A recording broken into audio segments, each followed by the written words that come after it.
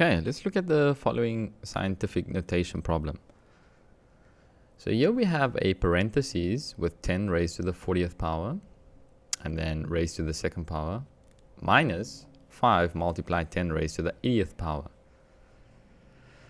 Now, this problem might seem a little bit complex, but what we've learned from our exponential rules is if we have an exponent, the power to the power rule, we just simply multiply the exponent outside the parentheses with both exponents or with every term inside the parentheses or the exponent. So let's do that.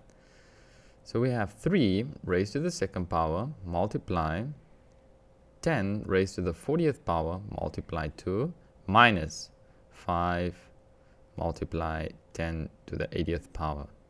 I'm going to simplify. Well, I have 9 times 10 raised to the 80th power minus, let me just add some equal signs, minus 5 multiply 10 raised to the 80th power. Now you might wonder, what can I do in this situation? Well, it's actually fairly easy. We can simply just subtract 9 from 5. So we are left with 4 times 10 to the power of 80. So I want to show you guys a little method in calculus for the exact same equation. So in calculus, you have something that's known as U substitution. And to the untrained eye, this equation might seem a bit complicated. But what if I'm going to set some rules. Set 10 to the power of 80 equal to x. What if I do that? What if I say 9x minus 5x? Wow. How easy is this equation? Right? 9x minus 5x. We know that both of them are the same type of unit, right?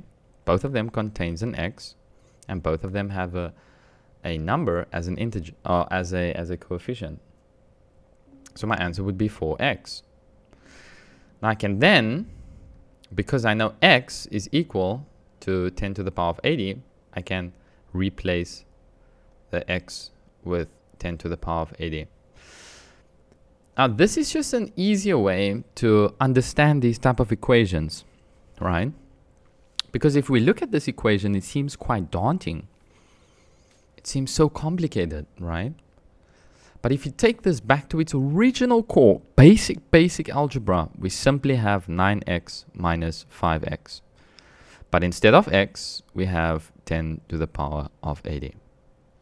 See how easy that is all of a sudden?